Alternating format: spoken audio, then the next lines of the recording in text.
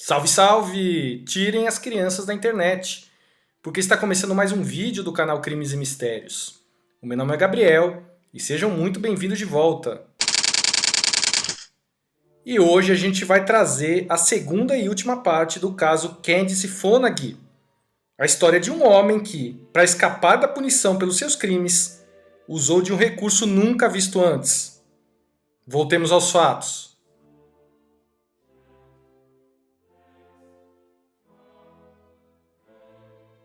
O arquivamento da denúncia de estupro contra o Dr. John Schneeberger em 1994 deixou Candice arrasada.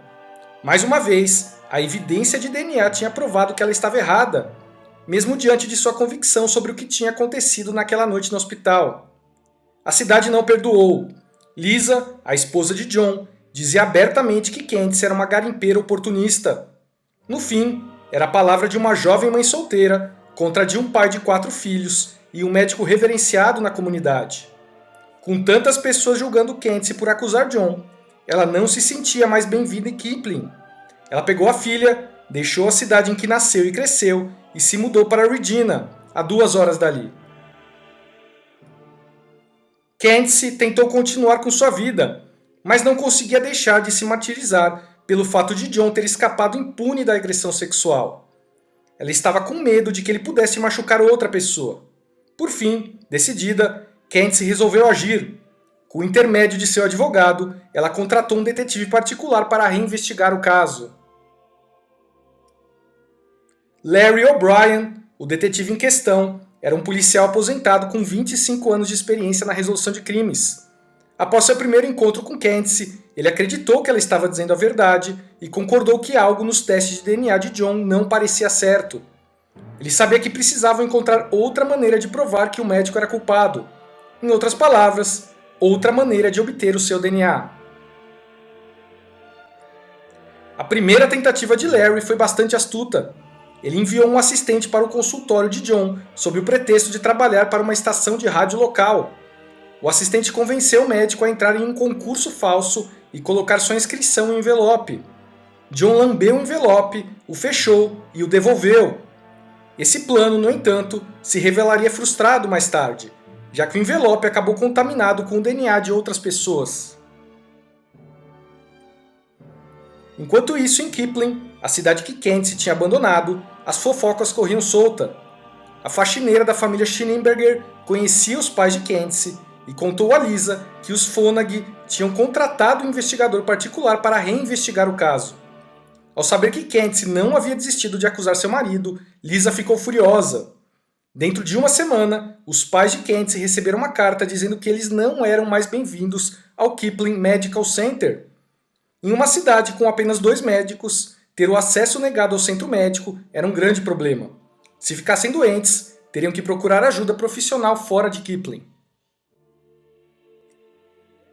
Continuando suas investigações, em um sábado, no dia 23 de março de 1996, Larry O'Brien seguiu John em seu carro e esperou até que ele estacionasse. Uma vez que o médico estava fora de vista, o investigador tentou abrir a porta do motorista. E, como acontecia com a maioria dos carros na pequena cidade de Kipling, ela estava destancada. Ele sabia exatamente o que procurar. Havia fios de cabelo no encosto de cabeça do banco do motorista. Ele também verificou o cinzeiro e encontrou ali um protetor labial usado. Larry esfregou o protetor nas laterais de um envelope, que, por sua vez, foi inserido em uma bolsa forense posteriormente lacrada. Com as novas amostras em mãos, Candice pediu dinheiro emprestado aos pais e pagou a um laboratório independente para fazer novos testes de DNA. As amostras de cabelo não tinham raízes, por isso não puderam ser testadas. Felizmente, porém, havia saliva residual no protetor labial.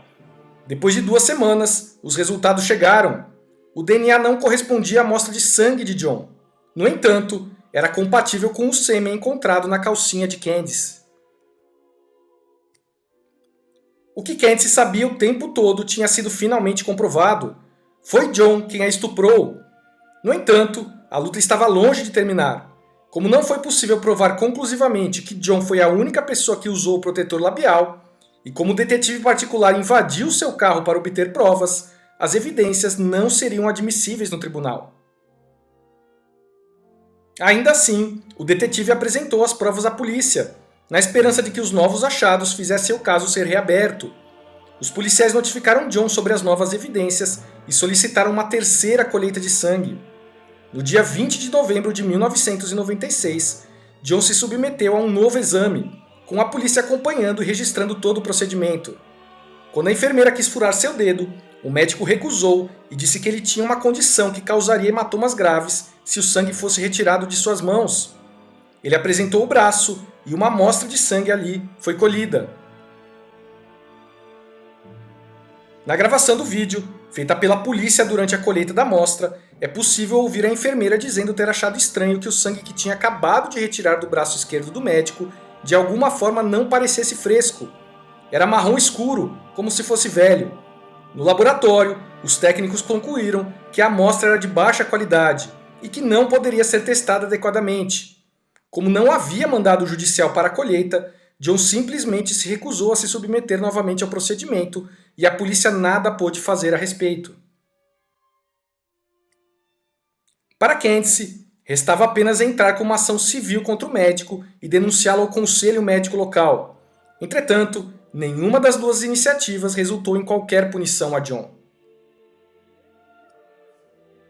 A sorte de John mudou apenas 3 anos após o arquivamento das denúncias de Candice contra ele.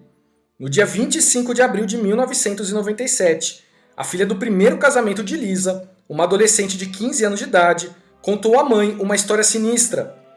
Ela lhe disse que John, seu padrasto, havia visitado seu quarto à noite e lhe dado uma injeção.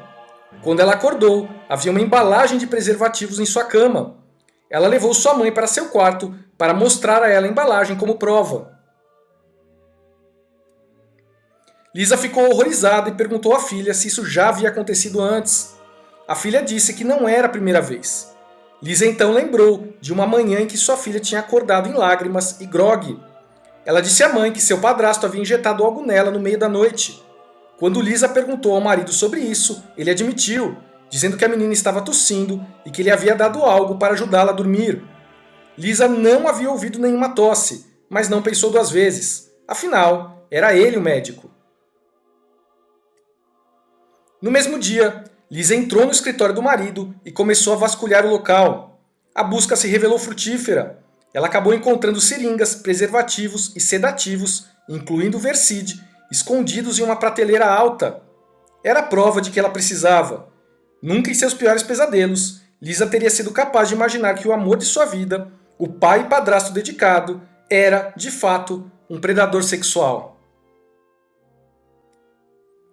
Em entrevista à televisão, Lisa diria mais tarde, abre aspas, meu mundo foi destruído quando minha filha me contou o que estava acontecendo com ela em nossa própria casa. Foi de doer o estômago. Eu não sabia o que fazer. Se não fosse pela família e amigos, não tenho certeza do que teria acontecido.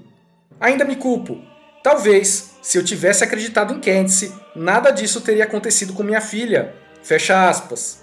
Depois de confrontar John e expulsá-lo de casa, Lisa foi à polícia e contou tudo o que sabia.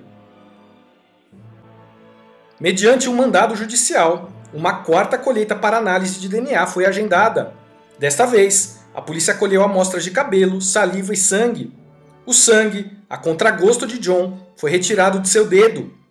Quando os resultados dos testes voltaram, confirmaram que o DNA de John correspondia àquele encontrado na roupa íntima de Candice. Também correspondia ao DNA do protetor labial encontrado em seu carro. John foi preso e acusado das agressões sexuais de Candice Fonagy e de sua enteada.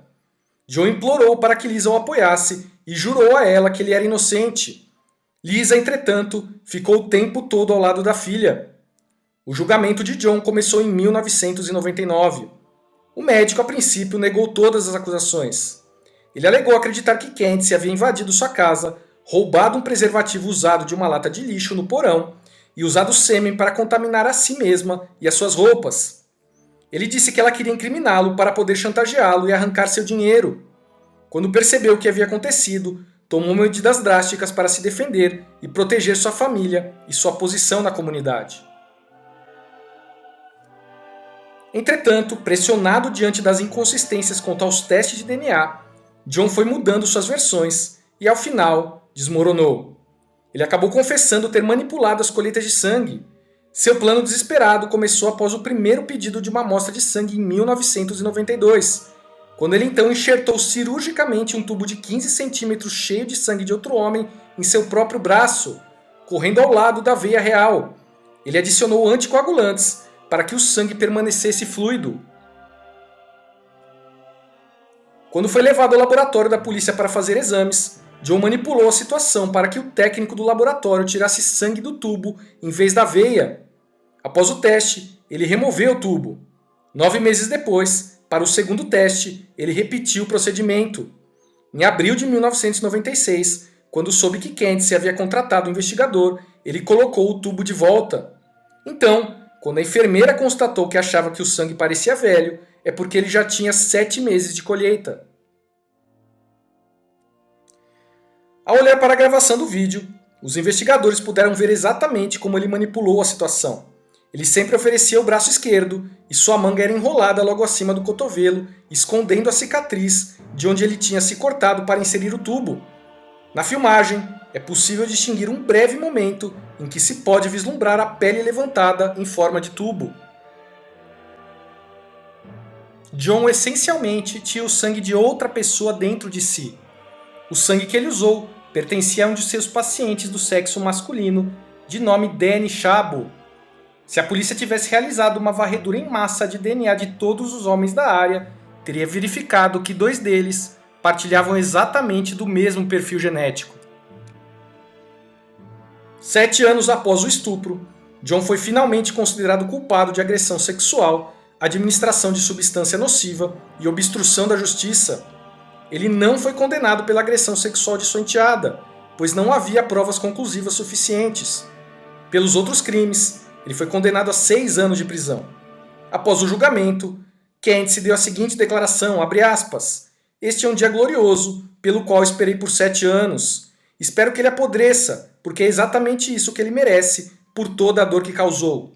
Adeus, John." Fecha aspas. Bom, pessoal, esse foi o caso de hoje. Deixe aí nos comentários o que você achou dele. O seu post pode ser lido e repercutido no vídeo exclusivo dos colaboradores, postado toda quarta-feira, no qual discutimos teorias e ideias trazidas por vocês, atualizações de casos abordados aqui no canal, e onde também trazemos dicas de documentários, sites, livros e tudo relacionado a crimes e mistérios. Então, para receber o dobro de conteúdo, se torne um colaborador do canal por meio do link do Apoia-se, postado na descrição do vídeo.